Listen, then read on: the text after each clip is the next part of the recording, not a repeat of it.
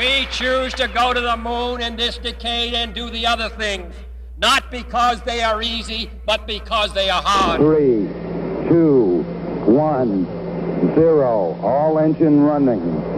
Liftoff. We have a liftoff.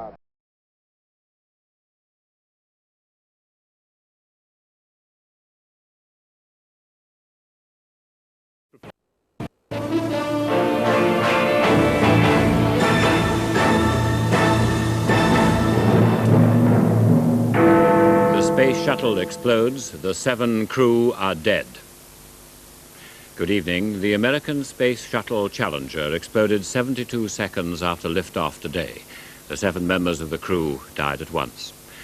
We shall watch shortly with the people of America President Reagan's first reaction live from the White House. The President has cancelled his State of the Union message. America, as he speaks, is speaking of its pride about what the space program has achieved, but also doubts about whether the risk is worthwhile. Here's the President. To you tonight to report on the State of the Union. The events of earlier today have led me to change those plans. Today is a day for mourning and remembering. Nancy and I are pained to the core by the tragedy of the Shuttle Challenger. We know we share this pain with all of the people of our country. This is truly a national loss. 19 years ago, almost to the day, we lost 3 astronauts in a terrible accident on the ground. But we've never lost an astronaut in flight. We've never had a tragedy like this. And perhaps we've forgotten the courage it took for the crew of the shuttle. But they, the Challenger 7, were aware of the dangers, but overcame them and did their jobs brilliantly. We mourn 7 heroes: Michael Smith, Dick Scobie, Judith Resnick, Ronald McNair, Ellison Onizuka, Gregory Jarvis, and Krista Mikaloff. We mourn their loss as a nation together. The families of the 7, we cannot bear as you do the full impact of this tragedy.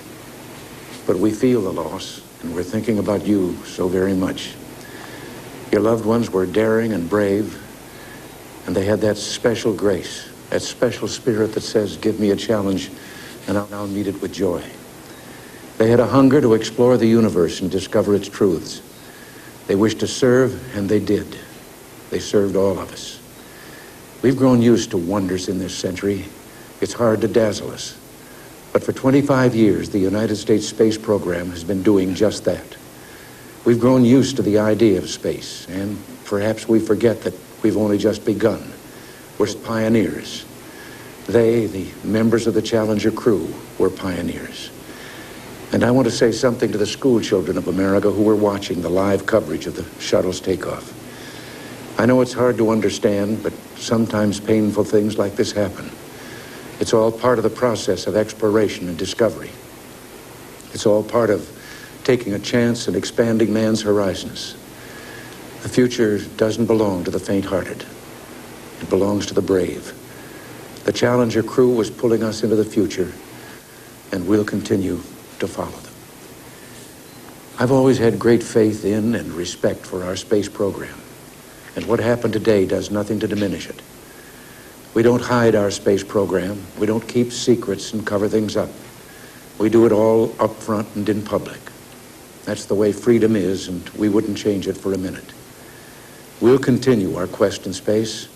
There will be more shuttle flights and more shuttle crews, and yes, more volunteers, more civilians, more teachers in space. Nothing ends here. Our hopes and our journeys continue. I want to add that I wish I could talk to every man and woman who works for NASA or who worked on this mission and tell them your dedication and professionalism have moved and impressed us for decades, and we know of your anguish. We share it. There's a coincidence today. On this day, 390 years ago, the great explorer Sir Francis Drake died aboard ship off the coast of Panama. In his lifetime, the great frontiers were the oceans, and a historian later said he lived by the sea, died on it, and was buried in it. Well, today, we can say of the Challenger crew, their dedication was, like Drake's, complete. The crew of the Space Shuttle Challenger honored us for the manner in which they lived their lives. We will never forget them, nor the last time we saw them, this morning, as they prepared for their journey and waved goodbye and slipped the surly bonds of earth to touch the face of God. Thank you. The President, who was said to have watched in stunned silence this afternoon as he saw what happened off Cape Canaveral.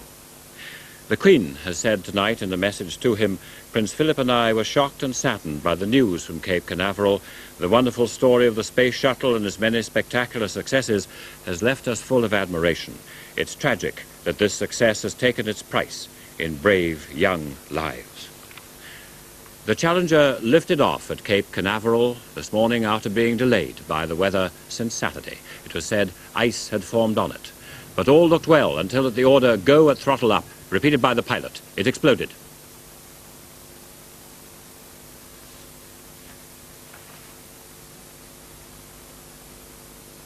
The disaster was written in the sky. The first deaths in the shuttle on the 25th shuttle flight, and the wreckage fell to the Atlantic. Watching below, the families and friends to whom the unimaginable had happened. In the crew, the first American civilian picked for space, the teacher Krista McAuliffe. Both the American and the Soviet space programs lost 3 astronauts each in 1967 to 1971 when they moved into a new generation of spacecraft. But this is the worst disaster yet for man going into space. Former astronauts like Senator John Glenn said it was bound to happen sometime. But critics of the American program said it could all be done better by robots, like the Voyager, now investigating Uranus. The British astronauts, due to ride in the shuttle in the coming months, said they were greatly saddened by what had happened. The destruction of Challenger over Cape Canaveral was shown live on television throughout the United States. The American networks followed the story as it unfolded. Jon Snow. Delays for the shuttle are commonplace. This 25th launch was delayed yesterday by crosswinds and a handle on the crew hatch that wouldn't come off. There was another delay this morning, this one in retrospect more unusual. Tropical Florida had frozen overnight, draping the launch structure and the bottom of the shuttle itself in icicles. They set the launch back an hour, cleared the ice, and no one seemed much concerned. Breakfast was an encapsulation of what the Space Endeavour has become for America. 2 women and a black amongst the 6 astronauts, a cross-section of American aspiration. And the teacher, Krista McAuliffe, a mother of 2, the first genuine civilian ever to be chosen to blast into space. Boarding the shuttle for the second time, all was normal. The countdown, too. And liftoff. Liftoff of the 25th Space Shuttle mission, and it has cleared the tower. Another breathtaking, apparently normal launch. The 25th shuttle apparently safely in the air. Instructions from Mission Control, as they have been for 24 previous shuttle launches. Challenger now heading downrange. Engines at 65%, 3 engines running normally, 3 good fuel cells, 3 good APUs. Velocity 2,257 feet per second. Altitude 4.3 nautical miles, downrange distance 3 nautical miles.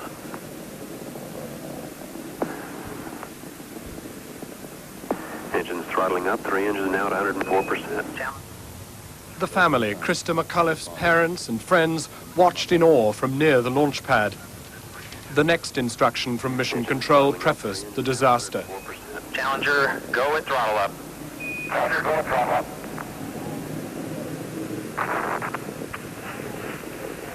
1 minute 15 seconds. Velocity 2,900 feet per second. Altitude 9 nautical miles. Downrange distance 7 nautical miles. NASA talked normally as if nothing had happened, yet an apparently massive explosion had occurred as the shuttle separated from its launching rocket. From Mission Control, just silence. No communication, no explanation.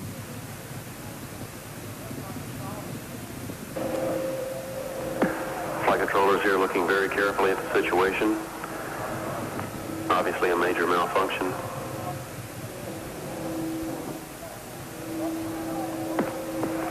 We have no downlink. Krista McAuliffe's parents waiting with the rest, the NASA voice coldly intoning. The vehicle has exploded. We are now looking at all the contingency operations. Amid the confusion, a glimmer of hope as parachutes were spotted. The shuttle had an ejection capsule, but these were paramedics dropping into the crash zone into which debris was falling. We are awaiting verification from as to the location of the recovery forces in the field to see what may be possible at this point. Here in the capital city, America was devastated. President Reagan had been watching the launch on television. The full horror had unfolded in front of him. Shaken, his spokesman presented his reaction. The president is concerned. He is saddened. He is very anxious to have more information on it. At the moment, as I say, we're learning most of our information from what the public is getting. Then from the White House, the announcement that tonight's momentous annual presidential address to Congress, an upbeat review of the State of the Union, had been summarily cancelled. And in Congress, within minutes of the disaster, prayers. All of that. Reaction then from the Vice President. And it's been an extraordinarily, viable program, and this is just a tragic thing, And from the only senator ever to fly the shuttle. It's a surprise to me that it happened, but I would go again tomorrow. If NASA would let me go, I would go again. This evening, Vice President Bush and Senator Gahn left Washington for Cape Canaveral to bear America's condolences to the families who had so vividly and painfully witnessed the death of their loved ones. 20 minutes ago, NASA itself finally started to react publicly. There was absolutely no pressure to get this particular launch off. We have always maintained that flight safety is our top priority consideration in the program, and we look at the status and readiness of the systems based on that. We thoroughly reviewed the activities over the weekend and yesterday, and continually reviewed the status of Challenger right up until launch this morning. All of the people involved in this program, to my knowledge, felt that Challenger was quite ready to go, and I made the decision, along with the recommendation from the team supporting me, that we launch. NASA has now impounded all video, every inch of data generated around the disaster. The space program has been shut down pending this inquiry, but for time to come, America will remember this first tragedy of a manned American craft in space. It strikes deep at what has been a symbol of national pride. Jon Snow, News at 10, Washington. The 7 crew were the first to be killed actually in flight in 56 American manned space shots. 3 astronauts were killed on the Apollo launch pad in 1967. Among the crew today was the first ordinary civilian to go into space, a married teacher, Krista McAuliffe. They were in many ways a typical shuttle crew. NASA had trained them for years, with one exception, the teacher, Krista McAuliffe. They were a combination of astronauts and technicians. The other woman on the flight, Judy Resnick, the second American woman ever in space. This was her second flight on the shuttle. She was an electrical engineer. All the men leave children. One, Gregory Jarvis, had actually been bumped from 2 previous flights to make way for Senator Gahn and a congressman. It is in the end the teacher, Krista McAuliffe, by whose death America is most struck. Coast to coast, she has tumbled in televised tests. Plucked from 11,000 aspiring space teachers, she was selected to teach 2 lessons from space, in some ways the first ordinary American ever to make it to the launch pad. She was born of poor parents and lived in America's rural north and taught in this school in Concord, New Hampshire. By all accounts, her pupils loved and respected her. She was a good teacher. She was married to a lawyer and had 2 small children. I think both of us feel that whatever the price in terms of readjustments or my taking on things that I probably should have been doing before anyway and hadn't done, whatever those prices are, they certainly pale in comparison to the opportunity. I would like to humanize the space age by giving a perspective from a non-astronaut, because I think the students will look at that and say, this is an ordinary person. This ordinary person is contributing to history, and if they can make that connection, then they're going to get excited about history, they're going to get excited about the future, they're going to get excited about space. She had been selected from 8 finalists, drawn from the 11,000 competing teachers, Vice President Bush making the final presentation.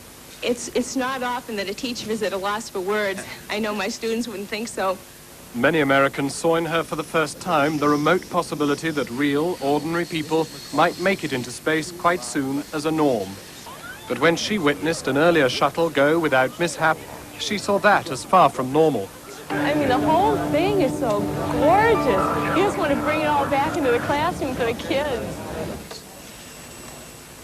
In her classroom in New Hampshire, her stunned students have been left with a very much more harrowing memory. Jon Snow, News at 10, Washington.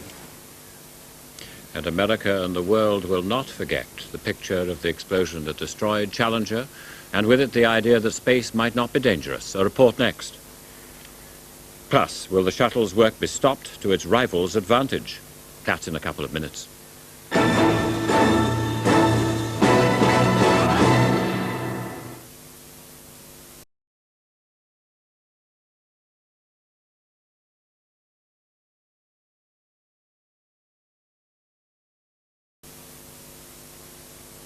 I'm just starting out in life, but my standards are already pretty high. That's why I'm so excited about Standard Life. Well, one day I'll need an endowment mortgage for a home of my own, and savings too. How else could I afford my own transport? I might even want to retire to the seaside on a good pension. And it would be nice to know me and my loved ones are covered by Standard Life Assurance. Standard Life, for all of your life.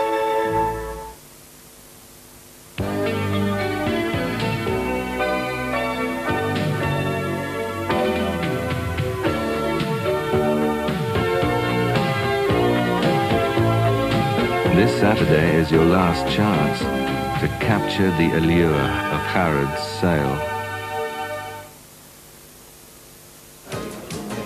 Okay, babes, I'll do the business. Conjure me up one ever so blue Hawaii, one in between the sheets, and for moi, a low-slung mega zombie with positively all the trimmings. Cherry and a stick, little umbrellas, pineapple chunks, calcium.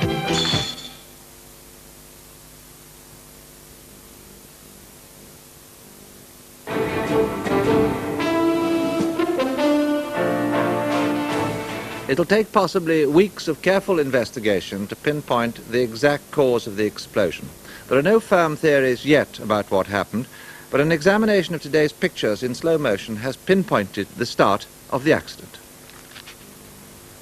Until NASA scientists have had time to analyze the thousands of pieces of data that were being transmitted by the shuttle at the time of the explosion, they will be relying heavily on an analysis of the pictures taken during the Challenger's ill-fated flight to try to work out what went wrong.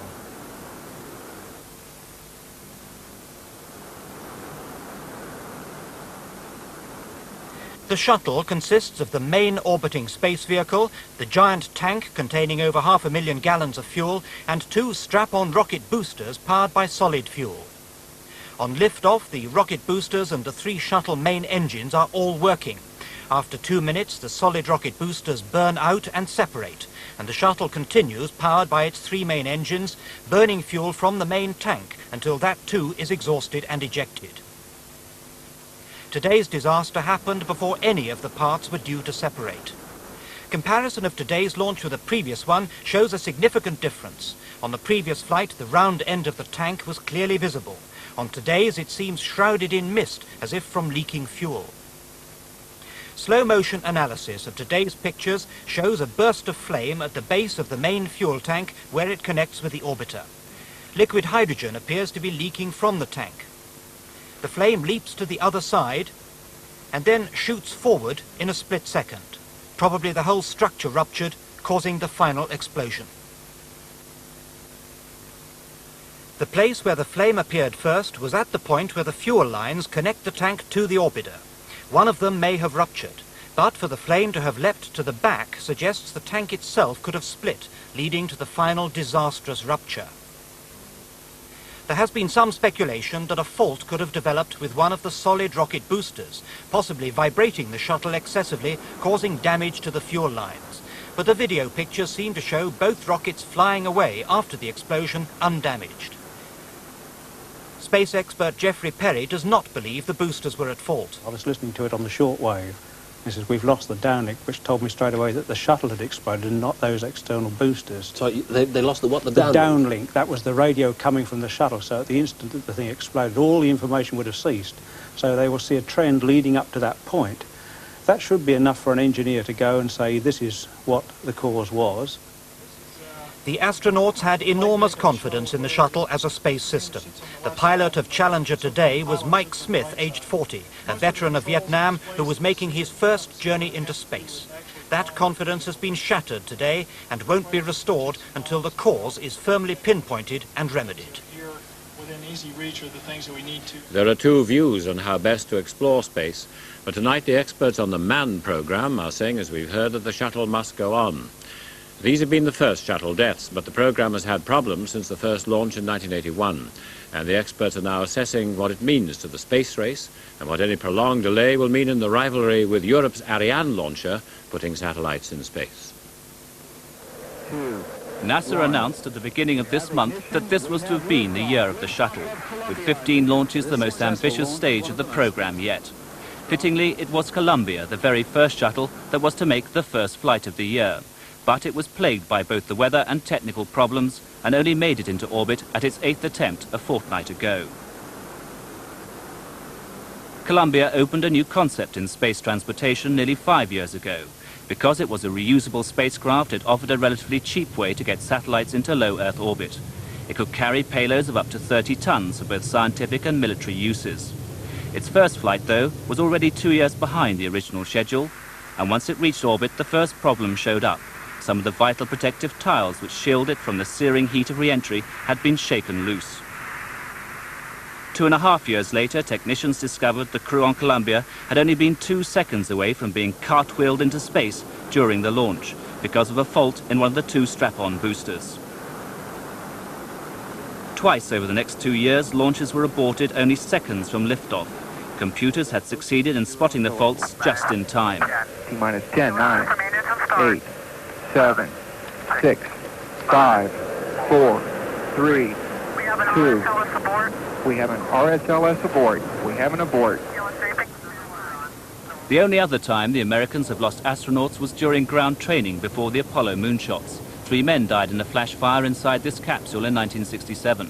3 years later, the world held its breath as NASA successfully rescued the crew of Apollo 13, virtually stranded in space when an explosion crippled their craft as it was on its way to the moon. Despite these disasters, America has always pressed on with its programs.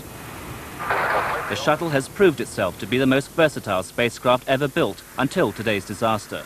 Not only does it have one of the best records of the successful launching of satellites, it's also proved to be capable of both retrieving and repairing satellites while they're still in orbit, completely altering the economics of space.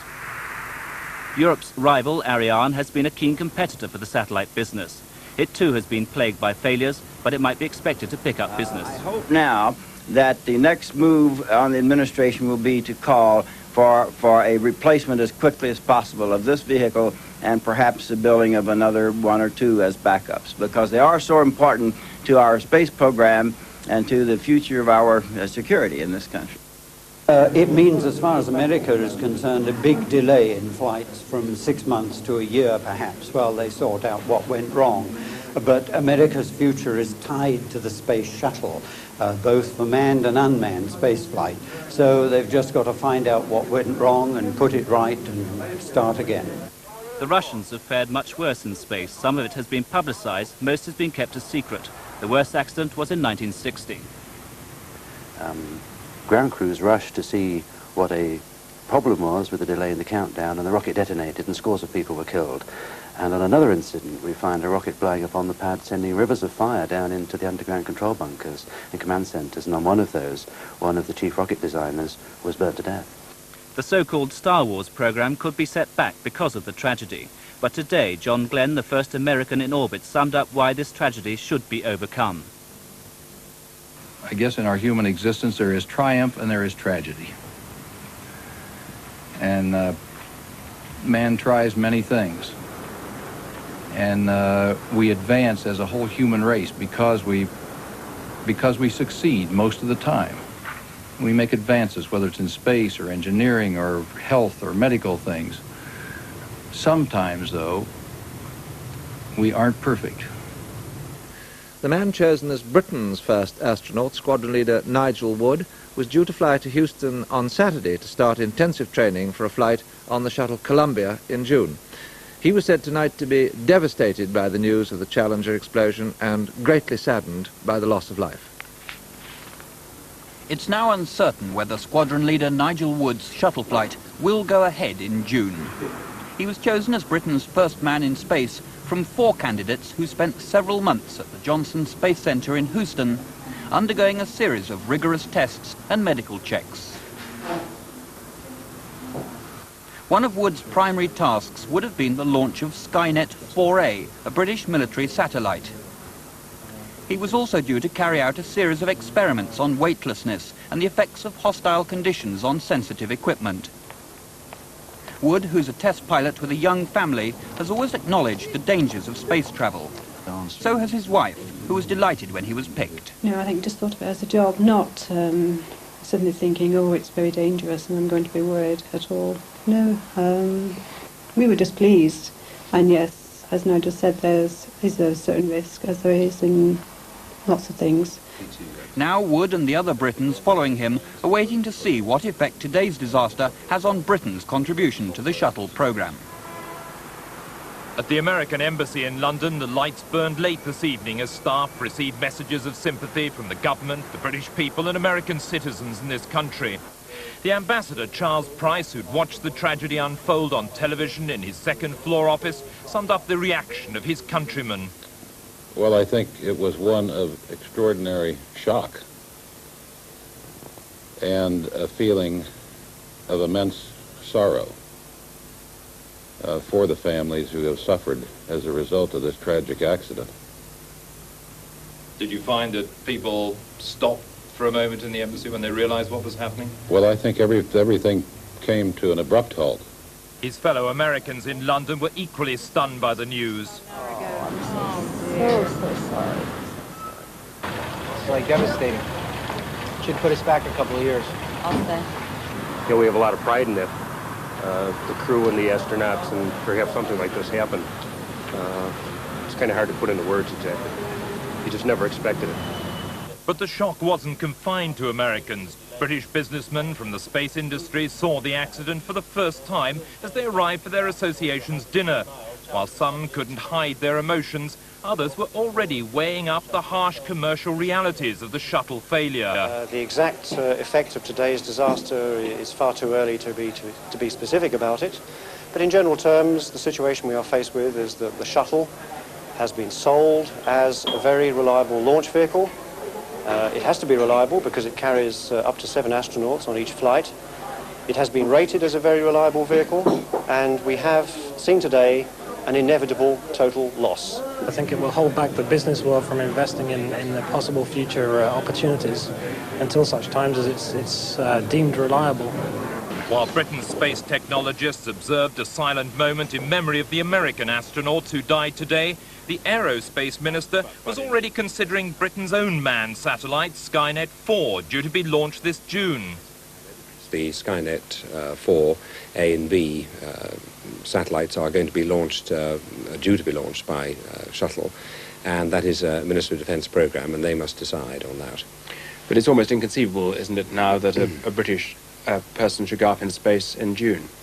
Well, I would imagine that the Ministry of Defence would want to be totally satisfied that the project was as safe as it can be. But it is worth saying that we have got used to space travel not being on the front page anymore. We're starting to take it for granted, and it is a reminder of the great risks that are still involved and the very brave men and women who come forward to push out the frontiers of modern travel. They're very brave and they deserve our thanks and our appreciation, but there are great risks involved still in space travel. And that's how so many people have seen the last flight of Challenger, said to be the most efficient and safest of all the shuttles. We'll hope to have a further word from the United States later in the programme. Sandy. We'll take another break there. In part 3, the Electricians' Union, led by Mr. Eric Hammond, saluted the first men on the moon. It has fallen to President Reagan tonight to speak of the first great disaster. I've always had great faith in and respect for our space program. And what happened today does nothing to diminish it. We don't hide our space program. We don't keep secrets and cover things up. We do it all up front and in public. That's the way freedom is, and we wouldn't change it for a minute. We'll continue our quest in space.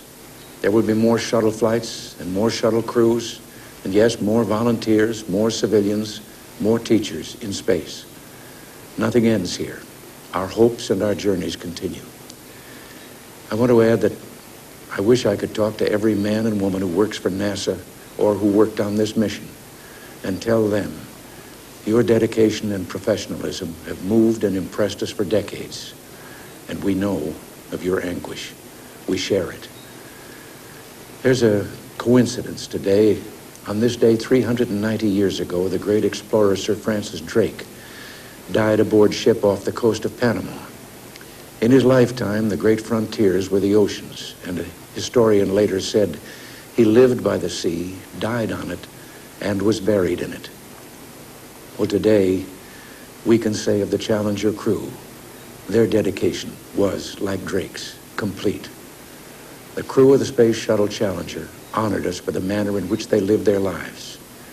We will never forget them, nor the last time we saw them this morning, as they prepared for their journey and waved goodbye and slipped the surly bonds of earth to touch the face of God. Thank you. And it may be fitting tonight to see the last pictures of the last flight of Challenger as their families saw in their exploration into space.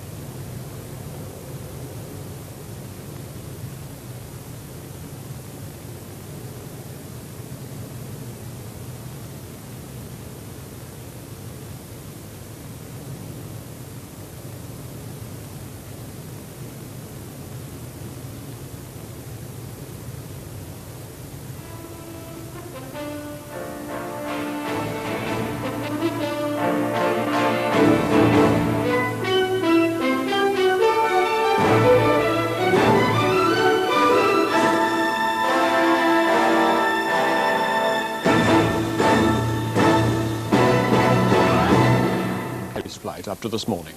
25 years of it, just 7 astronauts, American and Russian, had died. Today, that number was doubled in one shocking split second at Cape Canaveral. The shock was all the greater for the way it came at the beginning of what looked like just another routine flight of the Space Shuttle. It was a brisk, clear day at the Cape, and millions of American television viewers watched live what has now become a commonplace event. Until just over a minute after the launch of the Challenger, one of America's 4 shuttles, this happened. Set go for auto sequence start. The Challenger was the second shuttle to have taken off this year, but it had been dogged by technical problems. Originally due to take off on January the 22nd, it had experienced a series of delays and the launch was postponed 3 times. At first, high winds caused the delays, but yesterday the reason was icicles on the shuttle. But this morning, the crew of 7 were given the all clear and prepared for the flight. At 11:38 East Coast time, the shuttle took off. 3, 2, 1, and liftoff. Liftoff of the 25th Space Shuttle mission, and it has cleared the tower. NASA reported the flight as being on target. 1 minute later, NASA gave at 11:39 this instruction. Challenger, go at throttle up. Challenger, go at throttle up.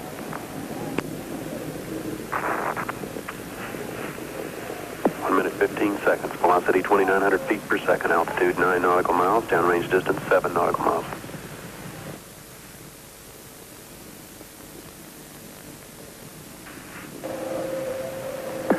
Flight controllers here looking very carefully at the situation. Obviously a major malfunction. As the debris fell, a lone parachute was seen to fall from the smoke. At first there was hope that an astronaut had survived, but it turned out to be a paramedic from a chase plane. Other debris falling from 50,000 feet prevented rescue ships from arriving for at least an hour. On the ground there was a stunned reaction. The 7 crew members included America's first civilian astronaut, a woman, a teacher who was specially selected for the flight. Her parents were among those who watched the smoke in the sky. They were told of the disaster, surrounded by her colleagues and friends. The crew of 7 are now all presumed to have died instantly. They were 5 men and 2 women. Led by Commander Dick Scobie, he was 46, a Vietnam veteran who'd piloted Challenger before. Judith Resnick, a 36-year-old divorcee, she'd been an astronaut 7 years. Krista McAuliffe, the first civilian in space, 37, married with 2 children. Ellison Onizuka, a test pilot from Hawaii, he was married with 2 children as well. Gregory Jarvis, the engineer and payload specialist. Ronald McNair, who was 35, and pilot Michael Smith, who was 40. The 7 astronauts who died in the explosion this afternoon. It was the presence of Mrs. Krista McAuliffe that was the most unusual feature of this flight. She was a social sciences schoolteacher from Concord, New Hampshire, who'd won a competition for her seat on the shuttle.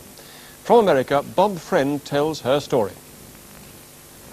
From the time she was picked from 10,000 applicants, Krista McAuliffe couldn't contain her joy. I thought there was never going to be any more excitement. I mean, I could never peak any higher than I had on July 19th, and it just keeps building. Apart from the extraordinary prospect of being the first private citizen in space, what appealed to Krista most was the thought of sharing her experiences with America's schoolchildren. So I can explain to the kids that everything has to be held down.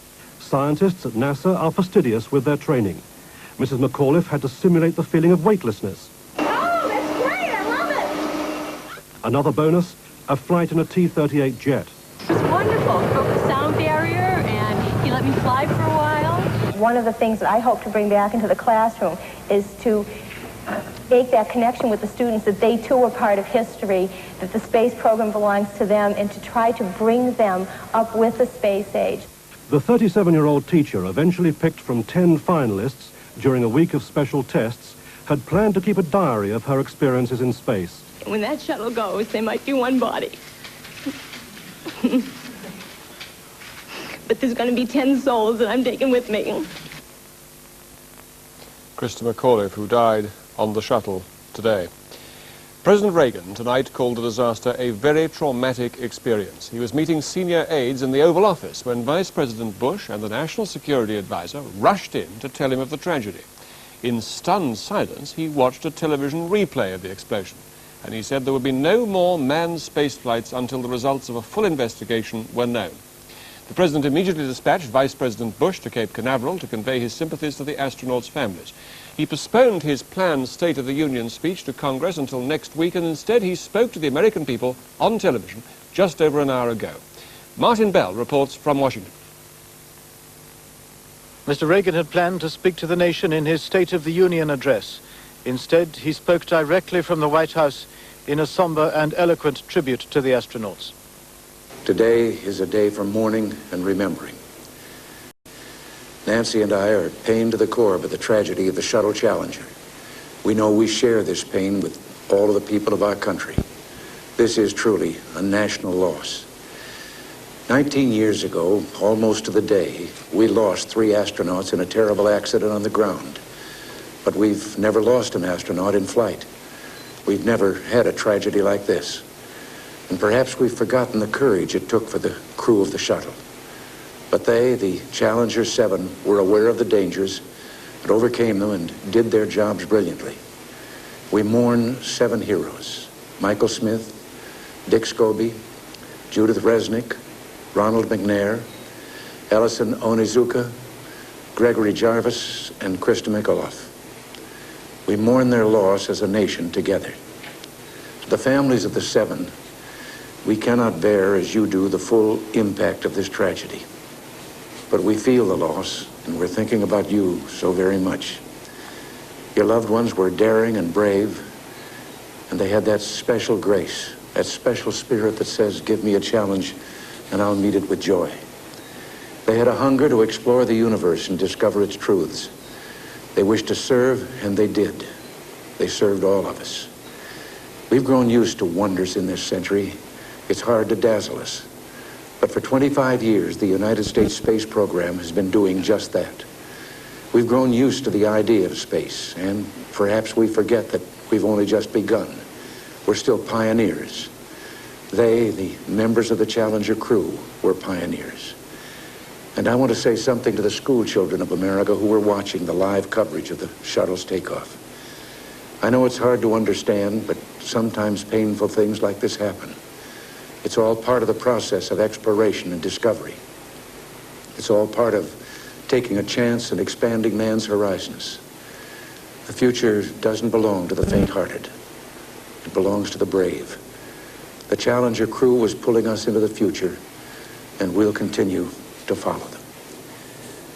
I've always had great faith in and respect for our space program, and what happened today does nothing to diminish it. We don't hide our space program. We don't keep secrets and cover things up. We do it all up front and in public. That's the way freedom is, and we wouldn't change it for a minute. We'll continue our quest in space. There will be more shuttle flights and more shuttle crews, and yes, more volunteers, more civilians, more teachers in space. Nothing ends here. Our hopes and our journeys continue. I want to add that I wish I could talk to every man and woman who works for NASA or who worked on this mission and tell them your dedication and professionalism have moved and impressed us for decades, and we know of your anguish. We share it. There's a coincidence today. On this day, 390 years ago, the great explorer Sir Francis Drake died aboard ship off the coast of Panama. In his lifetime, the great frontiers were the oceans, and a historian later said he lived by the sea, died on it, and was buried in it. Well, today, we can say of the Challenger crew, their dedication was, like Drake's, complete. The crew of the Space Shuttle Challenger honored us for the manner in which they lived their lives.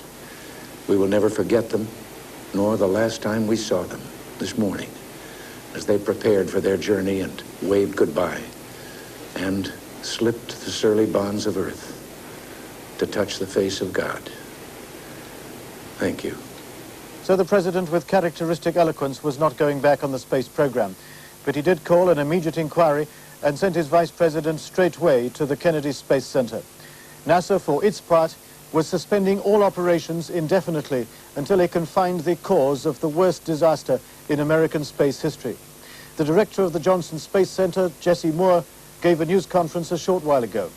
I have taken an immediate action to form an interim investigating board to implement early activities in this tragedy. Data from all of the shuttle instrumentation, photographs, launch pad systems, hardware, cargo, ground support systems, and even notes made by any member of the launch team and flight ops team are being impounded for study. The director fielded a sensitive question about the pressure to launch the shuttle. There was absolutely no pressure to get this particular launch off. We have always maintained that flight safety is our top priority consideration in the program, and we look at the status and readiness of the systems based on that.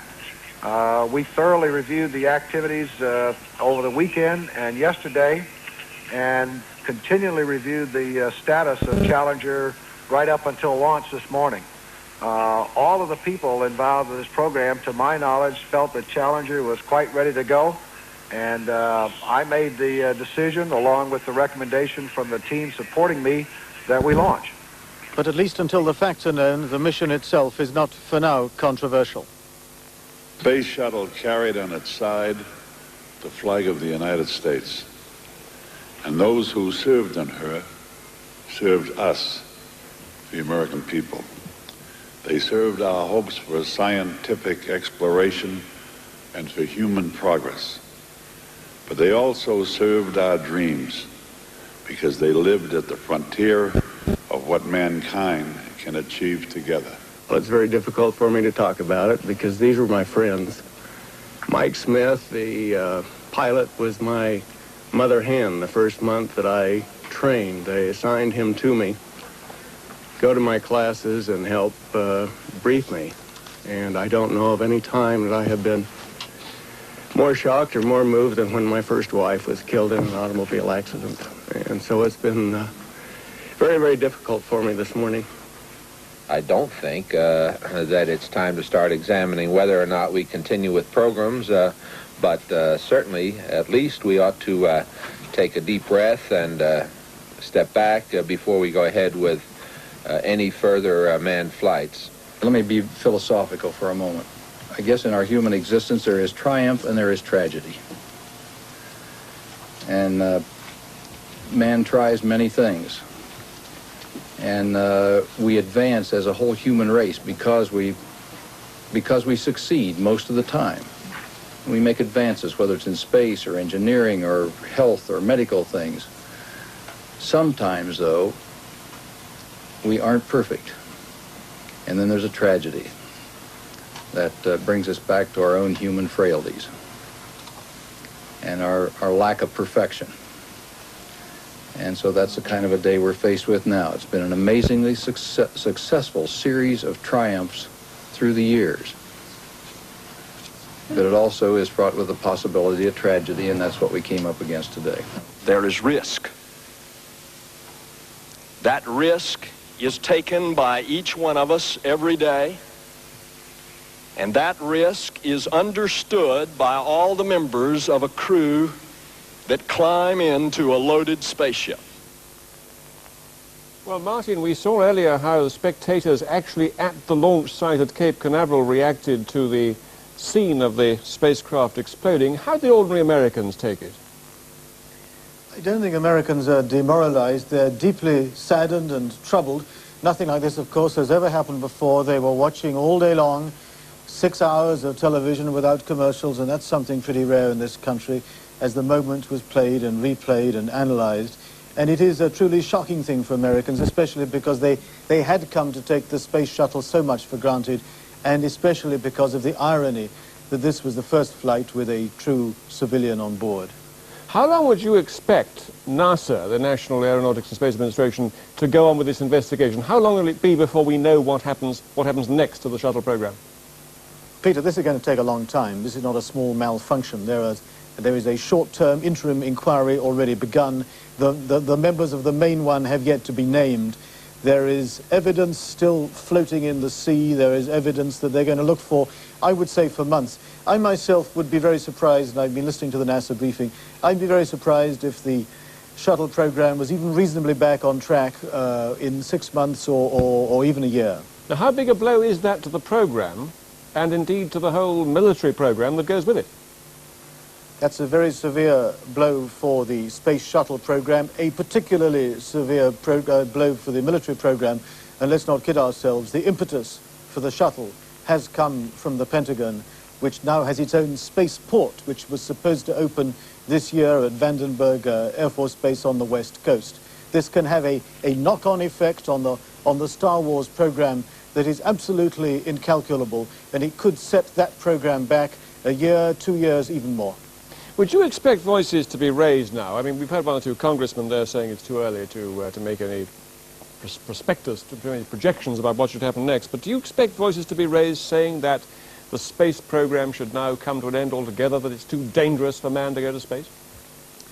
Doesn't sound like an American reaction to me. It's not the way people work over here.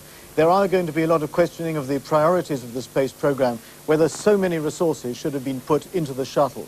But they're going to go on with it. What I would expect rather would be a tightening of a lot of procedures and maybe less emphasis on the public relations effort. That maybe as things have turned out, and it's so easy to be wise after the event, it was premature to be putting teachers in space, and it's time, no doubt, to get back to some of the elements of the thing. So I expect a tightening up, I expect a delay, but it would astonish me if they didn't get back, and sooner or later you'll see the 26th shuttle flight. Martin Bell, thank you very much for joining us. Well, in Russia, where 4 astronauts are known to have died in the past, Soviet television showed pictures of the explosion on its nightly news. There was no Kremlin reaction, but the Soviet ambassador to the United Nations in New York expressed his deep sorrow and sympathy. Here, the Queen and Mrs. Thatcher have sent messages of sympathy too. Well, now let's look in more detail at how America's 25th shuttle mission ended in disaster, the 10th time the Challenger itself was launched into space. T-minus 15 seconds. The key to the Challenger disaster lies in the complex engineering of the shuttle vehicle and the enormous stresses that are placed on its structure in the first minutes of takeoff. 4, 3, 2, 1, and liftoff. Liftoff. At 3 seconds after liftoff, the spacecraft's piggyback posture can be clearly seen. One bolt connects the nose of the vehicle to its fuel tank and boosters. 2 bolts fix it lower down. It's here that the fuel lines run. The stress on these connections in the early flight is phenomenal. Space shuttle mission, and it has cleared the tower. Roger, roll, Challenger. As the Challenger clears the launch pad, it rolls over. This is perfectly normal and allows it to head off over the sea from Cape Canaveral. Challenger. Good roll program confirmed. Challenger now heading down range. At this point, there is no sign of any fault. Commands from ground control proceed normally. As the rocket reaches the densest part of the atmosphere, it throttles back, just like taking the foot off the pedal, to minimize atmospheric stress. We'll throttle down to 65% shortly. As Challenger throttles back, the huge external fuel tank which powers the engines in the main craft can be clearly seen. Also the reusable solid rocket boosters which propel the spaceship into orbit in the space of 4.5 minutes. Engines at 65%, 3 engines running normally, 3 good fuel cells, 3 good APUs. Velocity 2,257 feet per second. Altitude 4.3 nautical miles, downrange distance 3 nautical miles. It's these 3 engines on the shuttle itself which reduce power to 65% of full capacity. The 2 solid boosters carry on firing at full force. Distance 3 nautical miles. The throttle back period lasts about 20 seconds.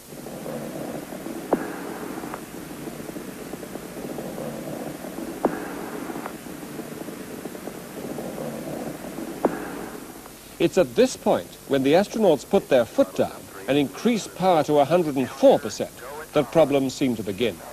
Challenger, go with throttle up. The fateful command. As the craft goes with throttle up, hundreds of gallons of oxygen and hydrogen per second are thrust from the external tank through fuel lines into the shuttle's own engines. 1 minute and 7 seconds into the flight, the first signs of fire on the fuel tank are seen. That first lick of flame is very near to the 2 connecting bolts that join the shuttle to the rocket and fuel stack. Immense forces are acting on these joints, subjecting the fuel lines and valves to enormous pressure.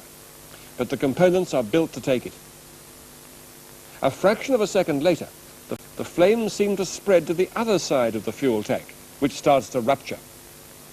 1 second later, and the flames have completely taken hold. The fire spreads further up.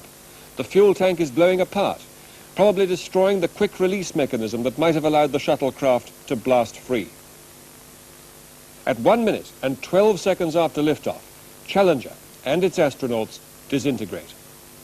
The fuel tank completes its explosion. The top of the tank, which holds 600 tons of liquid oxygen, bursts apart. It's the hydrogen in the lower part of the tank which fueled the early flames.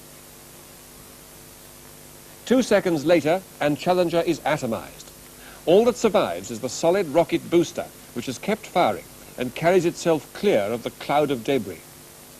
The stage at which the flight went wrong can be clearly seen in this dramatic comparison between a flight of the shuttle Atlantis last October and today's tragedy. 4, 3, 2, 1, and liftoff. Liftoff of the 25th Space Shuttle mission, and it has cleared the tower. Roll program. Roger, roll, Challenger. Good roll program confirmed. Challenger now heading down range.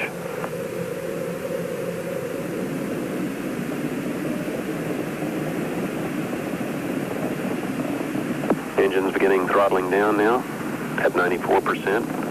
Normal throttles for most of the flight, 104%. We'll throttle down to 65% shortly. Engines at 65%, 3 engines running normally, 3 good fuel cells, 3 good APUs. Velocity 2,257 feet per second. Altitude 4.3 nautical miles, downrange distance 3 nautical miles.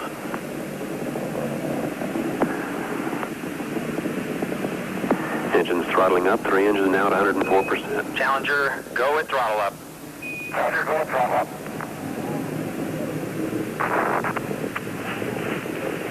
1 minute 15 seconds. Velocity 2,900 feet per second. Altitude 9 nautical miles. Well, I'm joined by space scientist David Whitehouse and by Tim Furness, who is a space flight journalist. David Whitehouse, what do you think happened? It seems that the feed lines which feed liquid hydrogen and liquid oxygen into the Space Shuttle main engines ruptured, and this caused the hydrogen tank to rupture and the explosive rocket fuel to explode. Tim Furness, do you think that's right? Do you think there's any doubt about it? I would agree with David. That looks as though that was the cause. Some people did mention earlier on that there was possibly a fault with the solid rocket booster, but I don't think that would happen, because later on in the film you'll see that both solid rocket boosters veer off firing their engines. So I don't think it was a problem there. Right. So it looks as though it was a fuel problem. Let's watch that picture back in slow motion and see. Just like guide us through it. Now here we have the Challenger After about off the pad, and what, about 30 seconds into flight? Yeah. At a short time after this, the shuttle's main engines, they're the 3 main engines underneath the tailplane, throttle back as the stack, as it's called, goes through the maximum period of dynamic pressure, and then it throttles up again, the engines, and the explosion occurred shortly after the throttle up call. The throttle up call came from the ground control. They said you are go for throttle up, so there couldn't have been anything wrong with the engines, or they would have said so. And it just does point to an unsuspected fuel leak. Is that the most dangerous moment of the flight, that moment when you throttle up? That's right. The aerodynamic stresses on the shuttle at that point are at their maximum. In fact, the reason why they decrease the throttle is to reduce the stresses on the orbiter and particularly its couplings to the external tank. So it occurred a few seconds after throttle up. So it would seem that the stresses on the lower connections to the fuel lines to the external tank gave way for some particular reason at throttle up. But let's just have a look. Here we have some still pictures now of the events. Just that flash at the That top. looks like the final rupture of the tank, doesn't it? That's right. Before the explosion. I mean, there were fires previous to that, of course, lower down the tank. That's right. The initial patch of light occurred where the Space Shuttle is attached to the external tank, near where the Space Shuttle main engines are. This occurred slightly later, about half a second, and you see that on the belly of the Space Shuttle there's a bright patch of light, and also on the other side of the external tank there's another patch of light showing that the tank is rupturing, it is igniting, and it's fragmenting. And this is the next sequence, and you see that there's a great deal of light around the base of the Space Shuttle, but towards the top of the picture there's a circular patch, which is the shock wave when the 150,000 gallons of liquid oxygen are exploding, and it was that explosion which was the major explosion and killed everybody instantly. The extraordinary thing about this is surely everybody must know that at that moment there is massive pressure on those fuel valves and pipes. Aren't they incredibly and massively over-insured against this kind of thing happening? They certainly are, and in all the previous shuttle flights there's never been any problem. In fact, on the first shuttle flight the orbiter flexed visibly as the solid rocket boosters ignited because of the rebounding shock waves from the ground, and every fitting and the fuel pipes stood up to that trauma. So what exactly went wrong at this time is difficult to say. Has this kind of thing looked like going wrong before? Have there been trouble with these fuel lines? The engines have performed superbly throughout all the 24 missions, except for one mission last August where one of them shut down. But the fact that the shuttle got into orbit was really a perfect demonstration of the versatility of the shuttle in the way that it was able to fall back on redundant systems and in fact get into orbit. So it had a very good safety record, the main engines themselves. I don't think there was a problem necessarily with the engines. It was much earlier in the process, isn't it? But do you think from what you've seen and heard that there is now a cause to go right back to square one and ask if something is fundamentally wrong with something on that spacecraft? I don't think so. I think that because the fuel lines ruptured and the external tank is hot, that the fuel ignited quite naturally. I think we have a detailed engineering problem here of how you connect the Space Shuttle main engines to its large fuel tank, and it is a severe engineering problem, but it does not reflect on the overall Space Shuttle. Right, we'll come back to you both a bit later. Today's disaster and the news tonight that the President has called a halt to all manned space flights must have called into question how the future of space exploration will proceed now. Space travel, for all its risks, has been remarkably free from tragedies like today's. 4 Soviet cosmonauts are known to have died in separate incidents in 1967 and 71, but in the United States the shuttle tragedy is of greater magnitude than anything that's hit the space program before. Indeed, there's been nothing approaching it for nearly a generation. Nick Clark now reports on the history of the shuttle and the problems it's encountered.